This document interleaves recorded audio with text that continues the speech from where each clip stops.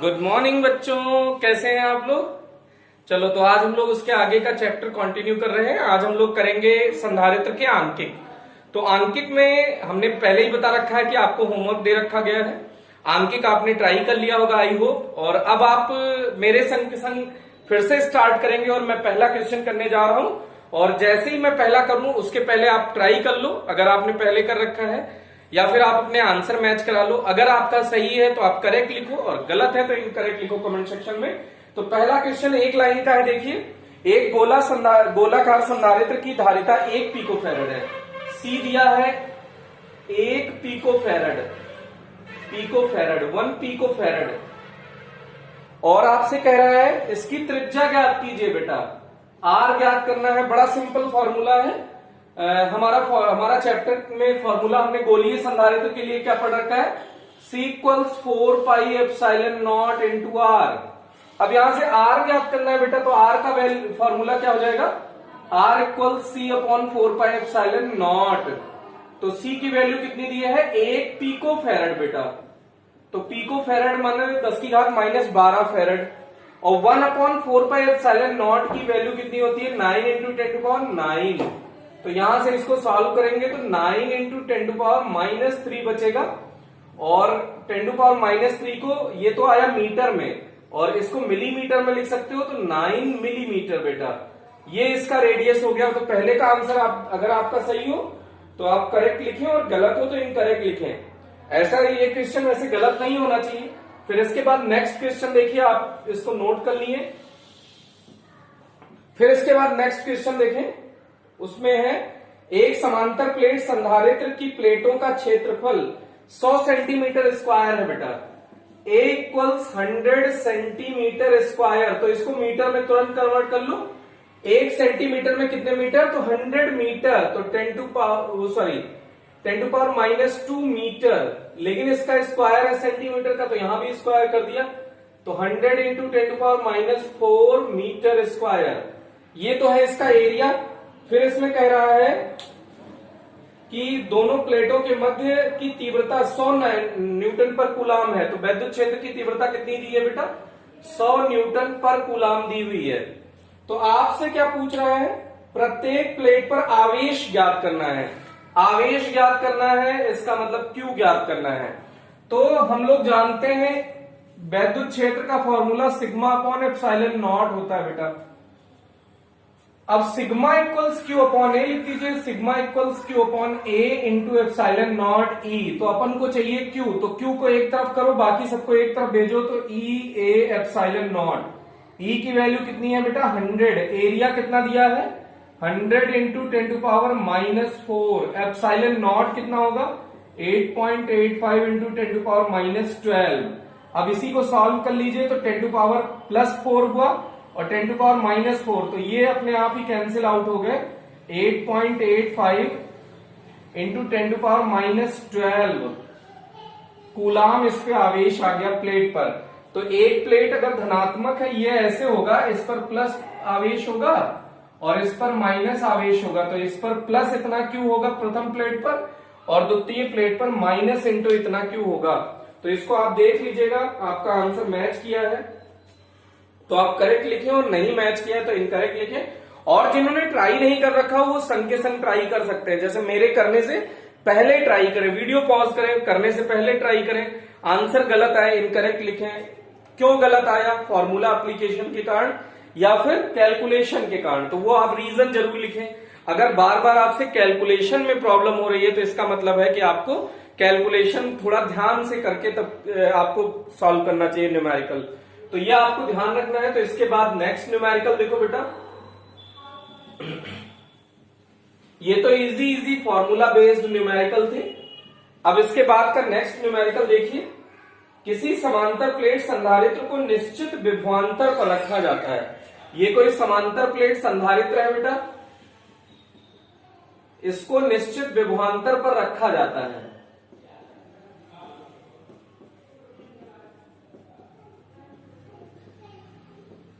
इसको निश्चित विभवांतर पर रखा जाता है। इसके विभवांतर को समान रखते हुए, ये प्रारंभिक स्थिति है, ये प्रारंभिक स्थिति है बेटा, प्रारंभिक स्थिति। ये न्यूमेरिकल थोड़ा सा अच्छा है, ये न्यूमेरिकल शायद थर्ड है, अंकित का थर्ड है बिल्कुल। ये न्यूमेरिकल अभी मैं बता रहा हूं, फिर आप इसको दोबारा मुझसे दोबारा पूछेंगे, तो इसलिए ध्यान से देखिएगा। ये न्यूमेरिकल अच्छा है, इसको दोबारा नहीं बताएंगे हम, आप अच्छे से एक बार समझ के करिएगा, जिससे कि आपको ये न्यूमेरिकल परमानेंट दिमाग में सेट हो जाए। तो देखिए, अब ये प्रारंभिक स्थिति, अब ये कह रहा है इसके विभवांतर को समान रखते हुए प्लेटों के मध्य की दूरी 3 मिलीमीटर, प्लेटों के मध्य 3 मिलीमीटर मोटी स्लैब रख दी जाती है। तो अब इन्हीं प्लेटों के मध्य कितने मिलीमीटर की स्लैब रख दी जाती है? इन प्लेटों के मध्य कितने मिलीमीटर की स्लैब रख दी जाती है बेटा? 3 मिलीमीटर मोटी स्लैब रख दी जाती है। इन्हीं प्लेटों के मध्य 3 मिलीमीटर मोटी स्लैब रख दी जाती है, तो प्लेटों के मध्य की दूरी 2.4 मिलीमीटर बढ़ानी पड़ती है। अब यही जो दूरी थी, ये प्रारंभिक स्थिति की दूरी थी, अब इसी को 2.4 मिलीमीटर बढ़ानी पड़ी है। तो ये हम कुछ कह रहे हैं डी डैश, पहले इनके मध्य की दूरी डी रही होगी, अभी ये डी डैश है। ये डी डैश कितना होगा? डी में 2.4 मिलीमीटर आपने बढ़ा दिया है, यही तो है, 2.4 मिलीमीटर बढ़ानी पड़ती है। स्लैब का प्रवैधुतांक की गणना कीजिए, इसके एप्सिलॉन आर की गणना करनी है, कोई प्रॉब्लम नहीं है बेटा। प्रारंभिक स्थिति में C equals a epsilon nought by D, ये इक्वेशन फर्स्ट हो गया। इस स्थिति में देखिएगा C डैश मान लीजिए बेटा, तो C डैश जब प्लेटों के मध्य कुछ टी मोटाई का परावैद्युत पदार्थ रख देते हैं, तो फॉर्मूला क्या होता है? ए एप्सिलॉन नॉट अपॉन ये जो दूरी होती है प्लेटों के मध्य की, वैसे फॉर्मूला होता है D minus T plus T upon epsilon R, लेकिन डी यहां पे क्या है बेटा? D dash, D minus T plus T upon epsilon R, यह आ गया समीकरण नंबर 2। ये दोनों स्थितियों की डायग्राम को हमने ड्रॉ किया है। ये कह रहा है विभवांतर समान रखा गया है, तो प्रश्नानुसार जो पहले का V है वही बाद का V है, V डैश, तो V इक्वल्स, अच्छा आवेश समान होगा, क्योंकि ये बैटरी से डिस्कनेक्ट कर लिया गया, तो आवेश का मान समान होगा, तो Q अपॉन C डैश, तो Q से Q कैंसिल आउट हो गया, पलट दीजिए इसको, तो C इक्वल C डैश। अब C इक्वल C डैश, तो C और C डैश की वैल्यू रख दो बेटा। C की वैल्यू कितनी है? A epsilon not upon D, A epsilon not upon D dash minus T plus T upon epsilon R. A epsilon naught cut जाएगा, इसको भी पलट के ऊपर लेके चले जाइए। अब पलट के ऊपर जाएगा तो ये क्या हो जाएगा बेटा? डी इक्वल्स डी डैश, इसमें से टी कॉमन ले लीजिए, तो minus T 1 minus 1 upon epsilon R, ये आया इतना समझ में बेटा। इसको पलट दिया है, अब इसको पॉजिटिव वाले को इधर ले आओ, T 1 minus 1 upon epsilon R बेटा। अच्छा, D dash minus D, D dash बड़ा होगा, ये देखने से ही लग रहा है, तो डी डैश माइनस डी। अच्छा, ये कोई भी देख के ही बता सकता है, D dash minus D 2.4 millimetre है। अगर आप डायरेक्ट नहीं रखना चाहते हैं तो डी डैश की वैल्यू रख दीजिए, डी प्लस 2.4, ये मिलीमीटर में वैल्यू रखी जा रही है बेटा, सारी वैल्यू, तो माइनस डी, तो ये टी कितनी मिलीमीटर है? 3 मिलीमीटर मोटी स्लैब रखी है, 1 माइनस 1 अपॉन एप्सिलॉन आर, यहां मान रखा है अभी तक आके, तो डी से डी कैंसिल आउट हो गया, 1 minus 1 upon epsilon R equals क्या हो गया? इसको डिवीजन में ले जाइए तो 2.4 अपॉन 3, तो ये 0.8 हो गया बेटा, तो 1 माइनस 1 अपॉन एप्सिलॉन आर, तो इसको उधर ले जाओ, 1 अपॉन एप्सिलॉन आर पॉजिटिव हो गया जब उधर गया, और 1 माइनस 0.8, तो ये हो गया 0.2, तो ये 1 अपॉन एप्सिलॉन आर इक्वल्स 0.2, पलट दीजिए, तो एप्सिलॉन आर इक्वल्स हो जाएगा 1 अपॉन 0.2, पॉइंट हटाएंगे ये 10 हो जाएगा, तो ये आ गया 5, तो एप्सिलॉन आर का मान 5 आ गया। इसको आप देख लीजिए, कैलकुलेट कर लीजिए, अगर कुछ कंफ्यूजन हो तो कमेंट सेक्शन में तुरंत बताएंगे आप, आपको नेक्स्ट क्लास में इसका वीडियो फिर से बना के भेज दिया जाएगा। बिल्कुल सिंपल है बेटा, एक बार इसको समझने की कोशिश करिएगा। प्रारंभिक स्थिति यह है और बाद की स्थिति यह है, ये बाद की स्थिति है। तो अब उसके बाद प्रश्नानुसार जो इसने कहा है वही हमने कर दिया है और यहां पे सॉल्व कर दिया है। तो बेटा इसको आप अच्छे से समझ लीजिए और एक बार फिर से इस न्यूमेरिकल को ट्राई करिए। और अगर आपसे आ गया है तो करेक्ट लिखिए, गलत हुआ है तो इनकरेक्ट लिखिए, लेकिन रीजन जरूर लिखिए क्यों गलत हुआ है।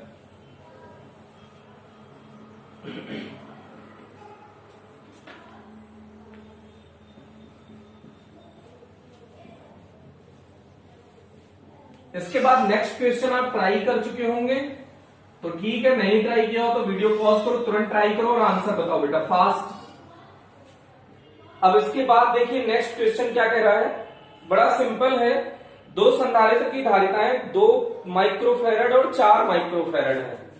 C1 दिया है 2 माइक्रोफैरड, C2 दिया है 4 माइक्रोफैरड दिया है।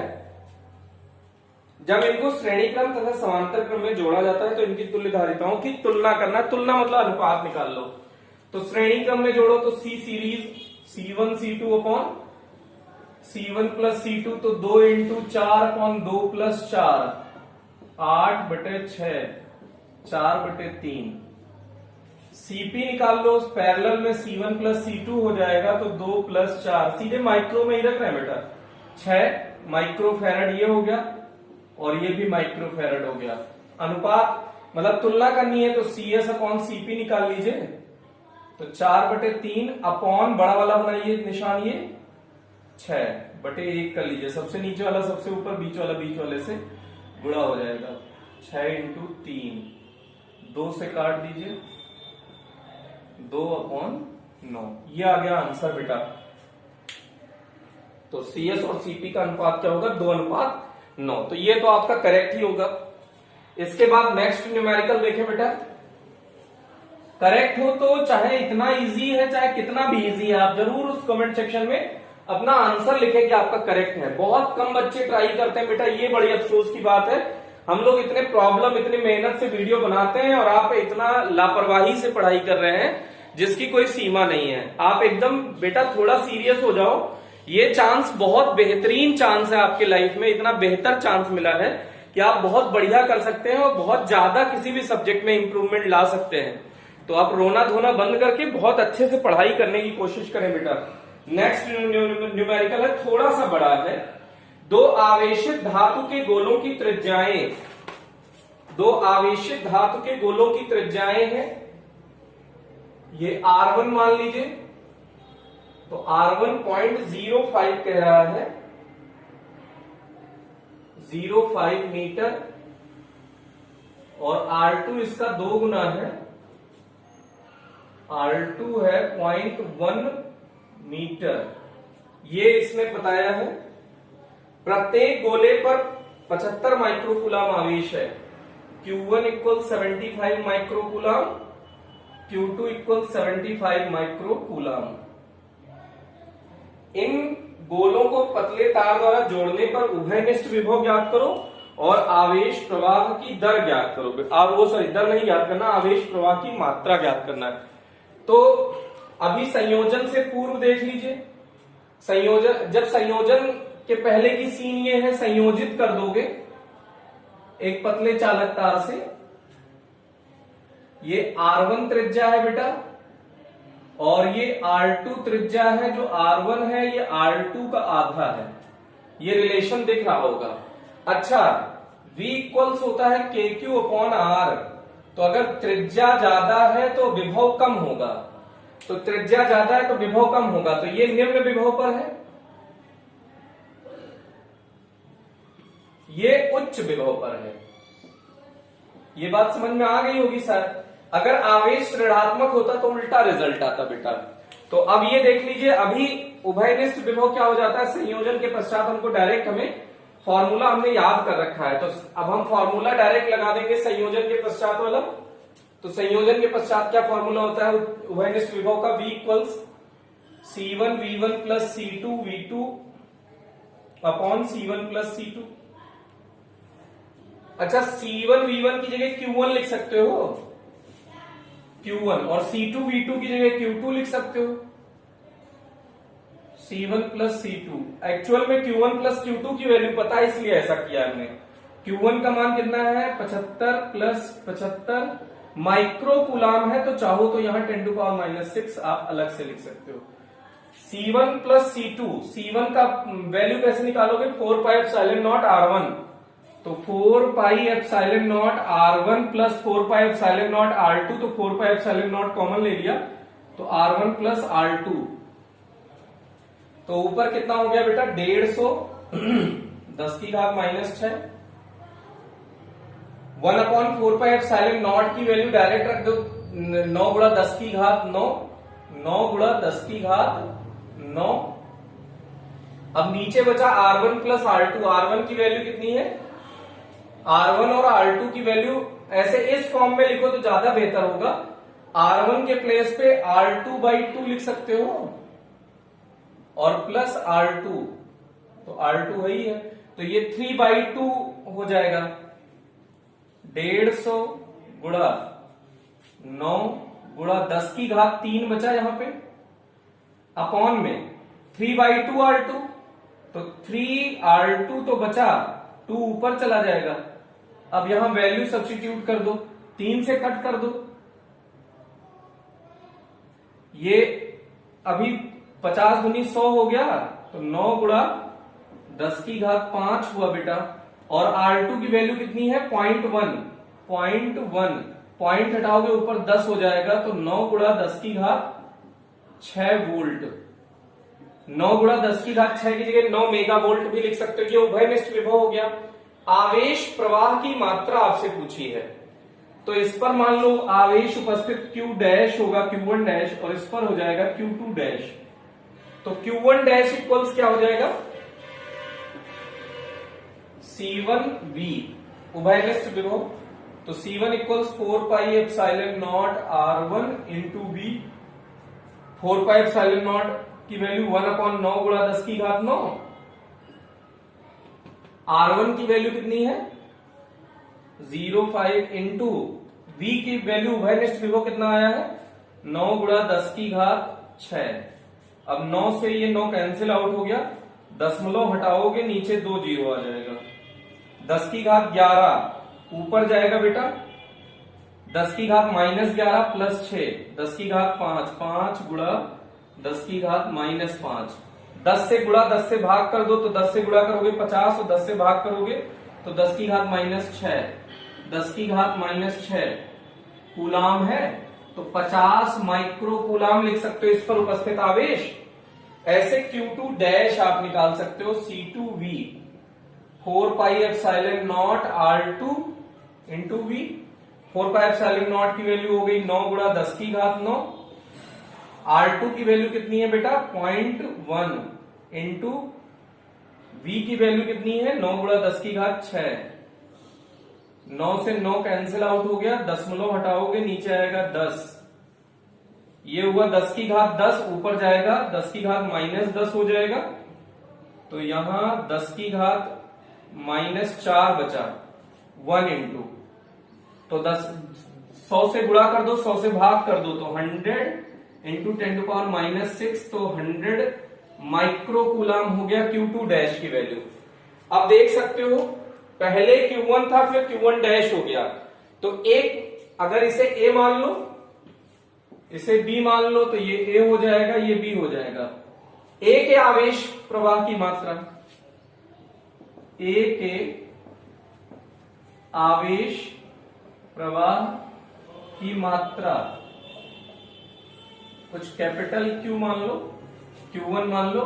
Q1 कितना हो गया बेटा, पहले 75 था बाद में हो गया 50, तो बड़े में से छोटा घटा दो, Q1 माइनस Q1 डैश, तो 75 माइनस 50 25 माइक्रो कूलाम।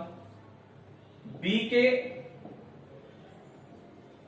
आवेश प्रवाह की मात्रा क्या हो जाएगा बेटा, कैपिटल Q2, बड़ा कौन सा है Q2 dash, Q2 dash minus Q2, Q2 dash minus Q2, Q2 dash कितना है बेटा, अभी निकाले 100 माइनस 75 25 माइक्रोकूलाम। आंसर चेक करने का तरीका है, अगर इस पे 75 था, अभी 50 बचा है, तो 25 इस पे चला गया, तो इस पे अब 25 आना भी तो चाहिए दूसरे वाले पे। और ये ऐसे भी कर सकते हैं, ऐसे फॉर्मूला, जैसे ये कैसे पता चलेगा कि इसमें से इसको घटाना है, तो उभयनिष्ठ विभव उच्च विभव से तो कम होता है और निम्न विभव से ज्यादा होता है, ये भी हमने बताया था। तो इस तरीके से भी किया जा सकता है। तो ये सबसे सिंपल तरीका, इससे आप देख लीजिए एक बार। अगर कोई कंफ्यूजन हो तो आप कमेंट सेक्शन में जरूर बताएं। अगर आपका आंसर आ गया हो तो कोई प्रॉब्लम ही नहीं है।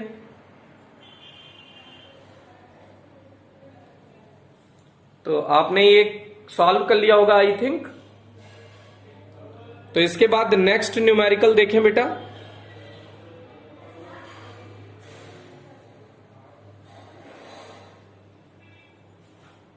इसको हम इरेज कर रहे हैं, नेक्स्ट न्यूमेरिकल इसके बाद हम लोग डिस्कस करेंगे।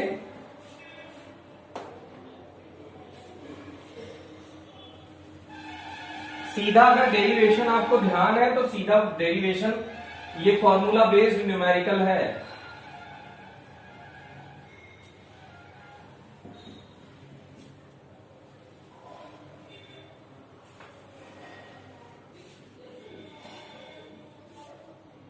अभी हमने ये वाला डिस्कशन कर लिया, फिर इसके बाद नेक्स्ट न्यूमेरिकल का डिस्कशन देख लीजिए। एकदम सेम जैसा है, 150 वोल्ट पर आवेशित 2 माइक्रोफैरड इसका विभव है V1 150 वोल्ट, और इस पर आवेश है, वो धारिता इसकी C1 2 माइक्रोफैरड को गोलीय चालक, अन्य कोई गोलीय चालक है, इसकी धारिता है C2 1 माइक्रोफैरड, और निरावेशित गोला, निरावेशित गोला है का मतलब इस पर उपस्थित विभव 0 है। किसके कारण ऐसा बोल पा रहे हैं? निरावेशित है, इस कारण से। निरावेशित है तो उपस्थित विभव क्या होगा? 0 है। उभयनिष्ठ विभव की गणना करो और प्रत्येक चालक पर आवेश का मान भी ज्ञात करो। अभी ये पहले की स्थिति है, इसकी त्रिज्या कुछ R1 है, इसकी R2 है। तो उभयनिष्ठ विभव जब इसको संयोजित कर दिया तो उभयनिष्ठ विभव क्या हो जाएगा? C1 V1 plus C2 V2 upon C1 plus C2। C1 पता है 2 गुणा 10 की घात -6, V1 है 150 प्लस C2 कितना है? 1 गुणा 10 की घात -6, V2 है 0, C1 प्लस C2, C1 कितना है? 2 गुणा 10 की घात -6 प्लस 1 गुणा 10 की घात -6। अब ये हो गया नीचे 3 गुणा 10 की घात -6, ये हुआ 300 गुणा 10 की घात -6 अपॉन 3 गुणा 10 की घात -6। 150 वोल्ट आ गया बेटा। 150 वोल्ट, इसका विभव उच्च है, इसका निम्न है, तो उसके मध्य में आना 300 से भाग किए तो 100 आ गया, सॉरी, इसके मध्य में आना चाहिए था, आ भी गया। अब इसके बाद देखिएगा, इसने प्रत्येक चालक पर आवेश पूछा है, तो Q1 डैश होगा कुछ C1V। C1 कितना है? 2 गुणा 10 की घात -6, V कितना है? 100, तो हो गया 200 microcoulomb. Q2 dash C2V, C2 कितना है बेटा? 1 गुणा 10 की घात -6, V का मान कितना है? 150, सॉरी 0, सॉरी उभयनिष्ठ विभव 100, तो यह आ गया 100 माइक्रोकूलम। तो अब बाद का आवेश आपको पता चल गया, तो 200 और 100 आपको आवेश भी पता चल गया। फिर इसके बाद 7वां क्वेश्चन है, ये थोड़ा सा अच्छा क्वेश्चन है, वही है, हमने इस टाइप के बहुत सारे न्यूमेरिकल कर रखे हैं बेटा। अगर इसका आंसर आपका सही है तो कमेंट सेक्शन में तुरंत बताएं कि आपका आंसर करेक्ट है जो अभी अभी कराया है, और अगर आंसर गलत है तो इनकरेक्ट लिखें, रीजन जरूर लिखें क्यों गलत हुआ है बेटा। इसके बाद ये वाला बहुत बढ़िया क्वेश्चन है, 200 बूंदों को 200 वोल्ट विभव से आवेशित किया जाता है, 125 बूंदे हैं, तो 125 बूंद वाला, जब बूंद वाला करते हैं तो एक चीज हमेशा फिक्स रखते हैं कि जो ज्यादा बूंद होगा उनका विभव छोटे बूंद के विभव के बराबर, वो सॉरी बड़े बूंद का आयतन, जितनी भी छोटी बूंदें हैं सबको मिला के उनके आयतन के बराबर होगा, पहला। और दूसरा, आवेश संरक्षण का सिद्धांत होगा कि जो बड़ी बूंद पर आवेश है वो सभी छोटी बूंदों पर आवेश के बराबर होगा। तो पहले 4/3 पाई कैपिटल आर बड़ी बूंद की त्रिज्या मान लेते हैं क्यूब, और छोटी बूंद की त्रिज्या को स्मॉल आर। तो 125 बूंदे हैं, तो 125 इंटू 4/3 पाई आर क्यूब। 4/3 पाई से 4/3 पाई कैंसिल आउट हो गया, आर इक्वल्स स्मॉल 5r। ये पहला रिलेशन मिल गया बेटा। आयतन की बड़ी बूंद का आयतन बराबर 125, छोटी बूंद का आयतन ये हो गया। बड़ी बूंद पर उपस्थित आवेश क्यों मान लो 125, छोटी बूंदों पर उपस्थित आवेश स्मॉल क्यों मान लो, ये भी बराबर होना चाहिए। तो ये बड़ी बूंद का आवेश है और ये 125 छोटी बूंद का आवेश है। छोटी बूंद के आवेश को स्मॉल क्यू और बड़ी बूंद के आवेश को कैपिटल क्यू मान रहे हैं। अब आपसे जो भी पूछे वो आप बता सकते हैं, इतना तो कैलकुलेशन। इससे विभव का गणना करना है और ऊर्जा की गणना करनी है। तो V बिग के क्यू अपॉन के की वैल्यू रख दो 1/4πε0। बिग है तो capital Q upon capital R. V small है तो 1/4πε0 small Q upon small R. अब आप इन दोनों को डिवाइड कर दीजिए क्योंकि V स्मॉल गिवन है, तो ये कैंसिल आउट हो गया बेटा। अब इनकी वैल्यू रख दीजिए। कैपिटल क्यू की वैल्यू कितनी है 125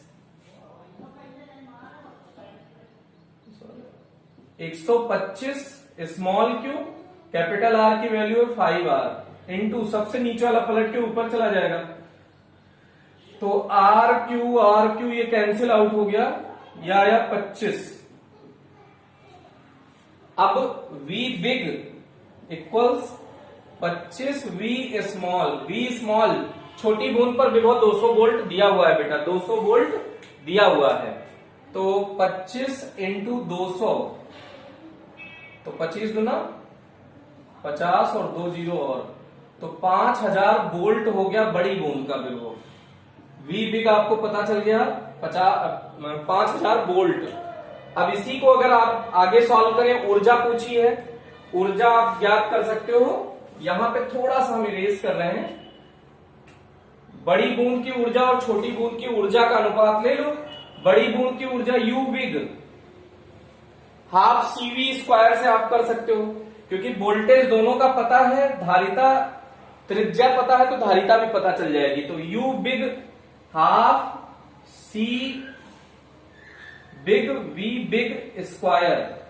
इसको थोड़ा सा और सिंप्लीफाई कर दीजिए, हाफ 4πε0 V R कैपिटल हो जाएगा, V बिग स्क्वायर हो जाएगा। ऐसे U स्मॉल कर दीजिए, half C small V small का स्क्वायर, हाफ C की वैल्यू 4πε0 R स्मॉल को स्मॉल r से लिख दीजिए छोटी बूंद के लिए, और V स्मॉल का स्क्वायर। अब UB अपॉन US ले लीजिए,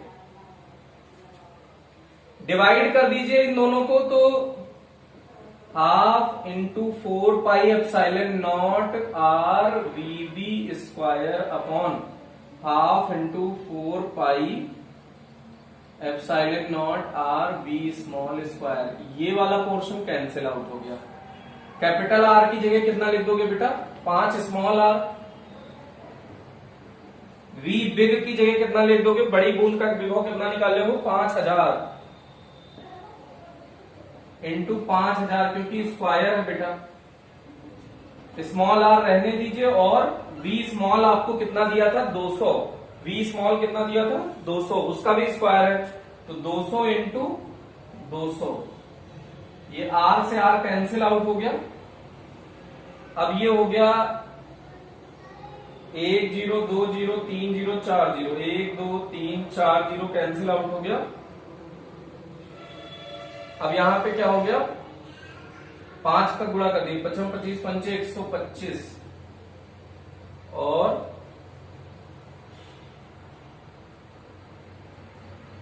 कैलकुलेशन चेक कर लीजिएगा, 125 हो गया और इंटू 100 अपॉन कितना दिया है 4। अब U big upon U small, 4 से काट दो, ये आ जाएगा 25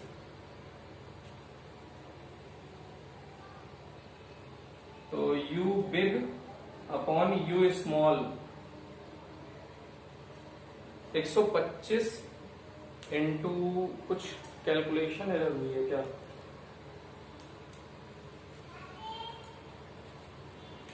यहां पे कैलकुलेशन एक बार चेक कर लीजिए, कुछ कैलकुलेशन एरर लग रही है। बड़ी बूंद का विभव आपने निकाला है 5000 वोल्ट, ये सही है क्या? बड़ी बूंद का विभव 5000 वोल्ट निकाला है हमने। फिर उसके बाद हाँ, एक चीज और छूट रही है आपसे, ये नीचे 125 बूंदों की ऊर्जा तो लेंगे, ये तो एक बूंद की ऊर्जा है तो 125 बूंदों की ऊर्जा लेंगे। ये दोनों ऊर्जाएं बराबर होंगी तो 125 बूंद की ऊर्जा, तो ये ऊपर आया 125 इंटू 25 अपॉन 125, तो ये आ गया बेटा। तो यू बिग इक्वल्स आ गया 25 यू स्मॉल। ये आपका आंसर है बेटा। यहाँ पे थोड़ा सा कैलकुलेशन में ये मिस्टेक हो गई कि जो बड़ी बूंद की ऊर्जा है वो 125 छोटी बूंदों की ऊर्जा के बराबर होती है, तो यही इसीलिए थोड़ा सा टाइम लग गया। तो इसको सॉल्व कर लीजिएगा। फिर इसके बाद नेक्स्ट न्यूमेरिकल देखते हैं बेटा। मेन थंब रूल यही दोनों है, अगर ये दोनों आपको पता है तो फिर इसके कैलकुलेशन में कोई प्रॉब्लम नहीं होगी।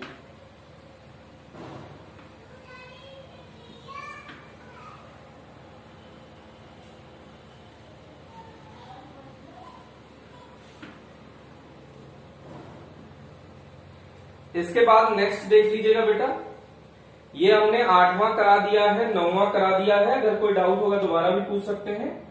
10वां भी इस टाइप का करा दिया है। कैलकुलेशन में थोड़ा सा एग्जाम्पल कराया था तो मिस्टेक हो गई थी कि जो ये वाला था इसको जब हमने दो पार्ट में अलग किया था ऐसे, तो आपको एरिया a/2 ले लेना है, बस इतना सा है, बाकी आपको सेम जैसा ही है। लेकिन इस टाइप का हमने जब हम थ्योरी पढ़ा रहे थे श्रेणी और समांतर की, तो इस टाइप के न्यूमेरिकल हमने उसमें उस टाइप में बता रखे हैं, तो वहां से आप देख लीजिएगा, अगर नहीं होगा तो फिर बता देंगे। 10वां भी हो गया है, 11वां भी बता रखा है। 12वां देख लीजिए बेटा, ये अच्छा क्वेश्चन है। 12वां कह रहा है एक विलगित चालक को, विलगित चालक का मतलब ये अकेला चालक है कुछ R1 त्रिज्या का, तो इसकी धारिता C1 इक्वल्स 4πε0 R1। एक विलगित चालक को संकेंद्रीय चालक जिसकी बाहरी पृष्ठ पृथ्वी से संबंधित है, ये R1 को एक R2 से संबंधित कर दिया है और इसको बाहरी पृष्ठ इससे पृथ्वी से संबंधित कर दिया गया है। इन गोलीय चालकों की त्रिज्याओं का अनुपात n/n-1 है। अच्छा, यहां पे बस आपको ध्यान देना है कि n/n-1 दिया है त्रिज्याओं का अनुपात, तो ये R1/R2 ले कि R2/R1 ले। अगर ये चीज आपको समझ में आ गई तो कोई टेंशन नहीं है।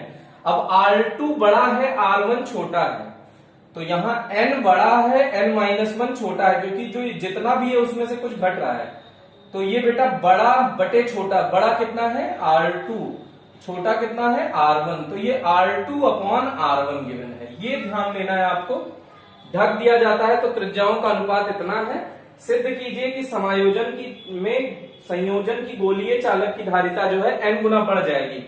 तो इसके लिए जब संकेंद्रीय गोलीय चालक के लिए, संकेंद्रीय चालक गोले के लिए धारिता आप जानते हैं, चालक गोले की धारिता ये कितनी होती है बेटा आप जानते हैं, C2 इक्वल्स 4πε0 R1/R2 अपॉन बड़ी वाली त्रिज्या माइनस छोटी वाली त्रिज्या, ऐसे याद करना है। तो ये C2/C1 यही कर देते हैं जिससे कि काट देने आसान हो जाएगा, या C1/C2 कर लीजिए, उससे कोई फर्क नहीं पड़ता। तो समीकरण 3/1, तो C2/C1 इक्वल्स कितना हो जाएगा 4πε0 R1/R2 upon R2 minus R1, upon में है तो अपॉन इतना लिखोगे पूरे के बटे में, उसके बटे में एक, तो एक ऊपर चला जाएगा और ये बटे में आ जाएगा कितना 4πε0 R1 तो 4 पाई एप्सिलॉन नॉट R1 से ये कट जाएगा। अब यहां क्या बचा बेटा, C2 upon C1 equals R2 upon R2 minus R1। यहां R1 है, ये क्या हो गया, R2 माइनस R1। अच्छा, ये R2 अपॉन R1 की वैल्यू तो इसमें डायरेक्ट मत रख देना, तो C1 अपॉन C2 कर दोगे, पलट दो, तो ये R2 माइनस R1 बटे R2 अलग अलग लिख सकते हो बेटा, तो ये हो जाएगा 1 माइनस R1 बटे R2। अब R1 बटे R2 की वैल्यू ये तो है नहीं, तो इसको ऐसे भी लिख सकते हो, R1 बटे R2 इक्वल्स हो जाएगा n माइनस 1 अपॉन n। तो R1 बटे R2 का मान रख दो n अपॉन n माइनस 1, तो C1 upon C2 equals 1 minus n minus 1 upon n LCM ले लो बेटा, ये आप तिरछा गुणा कर दो, n minus n plus 1, n से n कैंसिल आउट हो गया, 1 अपॉन n हो गया, C1 अपॉन C2, तो C2 अपॉन C1 कितना हो जाएगा n, तो C2 जो बाद की त्रिज्या है वो n गुना हो गई C1 के, तो ये n गुना सिद्ध भी करना था, आपने सिद्ध कर दिया। एक बार देखिए ये आपका आंसर सही है क्या, अगर कोई कैलकुलेशन मिस्टेक होती है तो आप कमेंट सेक्शन में जरूर बताएं, अगर आपका आंसर आया हो तो बहुत बढ़िया है बेटा, ये क्वेश्चन बहुत बढ़िया था। इसके बाद देखिएगा, अगर आपको फॉर्मूला अच्छे से पता है तो आप देख रहे हैं कि एक एक लाइन का ये न्यूमेरिकल रह रहा है, तुरंत ही आप अप्लाई कर देते हैं और आंसर आ जाता है। तो इस तरह से आप अगर कोई प्रॉब्लम हो तो आप जरूर कमेंट सेक्शन में बताएं, नहीं तो आप अपना आंसर लिखें, करेक्ट है या इनकरेक्ट है। इनकरेक्ट हो तो रीजन जरूर लिखो बेटा। इसके बाद नेक्स्ट न्यूमेरिकल आप देखें, 13th नंबर है, एक समांतर प्लेट संधारित्र द्वारा संचित ऊर्जा घनत्व। ऊर्जा घनत्व का मतलब U अपॉन V, ये दिया है बेटा ऊर्जा घनत्व 4.43 into 10 to power minus 10, 4.43 into 10 to power minus 10 joule per metre cube, ये दिया हुआ है आपको। संधारित्र के प्लेटों के मध्य वैद्युत क्षेत्र की तीव्रता ज्ञात करो, वैद्युत क्षेत्र की तीव्रता, तो U equals half epsilon naught E square, E ज्ञात करनी है तो 2U अपॉन एप्सिलॉन नॉट का रूट हो जाएगा। 2U की वैल्यू आपको दी है 4.43 into 10 to power minus 10 upon epsilon naught की वैल्यू 8.86 लिख दीजिए, थोड़ा कैलकुलेशन इजी हो जाएगी, माइनस 12, ये कैंसिल आउट हो जाएगा, 2 टाइम्स 2 से 2 कैंसिल आउट हो गया, ये 10 टू पावर 2 बचेगा अंदर बेटा, तो ये हो जाएगा 10 न्यूटन पर कूलाम। कितना आ जाएगा आंसर, 10 न्यूटन पर कूलाम। तो इसका आप देख लीजिएगा आंसर। इसके बाद 14th वाला हमने कई न्यूमेरिकल करा रखा है इस टाइप का, करिएगा, अगर कोई कंफ्यूजन होगा तो जरूर पूछिएगा। फिर उसके बाद 15th एक लाइन का न्यूमेरिकल है, इसको भी देख लो बेटा कि आपसे क्या कह रहा है वो देख लीजिए। C धारिता के n संधारित्र को श्रेणी क्रम में जिनकी तुल्य धारिता C धारिता है, श्रेणी क्रम में C series 1 upon C series का होता है 1 upon C1 plus 1 upon C2 plus dot dot dot 1 upon C1, तो ये हो गया 1 upon C plus 1 upon C plus dot dot dot 1 upon C, तो ये हो गया n अपॉन C, ये 1 अपॉन CS, तो CS इक्वल्स कितना हो जाएगा बेटा C अपॉन n, ये इक्वेशन फर्स्ट मान लीजिए। और इन्हीं संधारित्रों को समांतर क्रम में भी संयोजित किया जाता है, तो CP समांतर क्रम में सीधे सीधे धारिता जुड़ जाती है, CP equal C1 plus C2 plus dot dot dot CN, तो C plus dot dot dot C, ये हो गया NC। अब ये समीकरण नंबर 2 मिल गया। आपसे पूछ रहा है Cp माइनस CS ज्ञात करो, तो Cp माइनस CS, Cp की वैल्यू कितनी है आपकी NC minus n upon C, n square C minus n upon C, यहां से n कॉमन ले लो,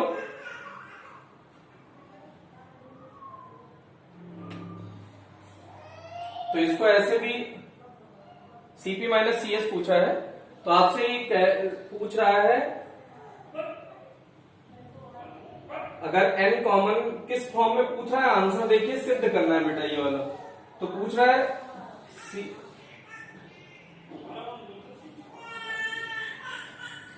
N by C by N है, C S sorry, C by N,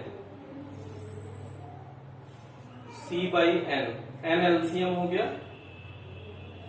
N square C minus C common ले लीजिए, N square minus 1 upon N. यही proof भी करना था बेटा, तो ये आपका आंसर मिल गया आपको।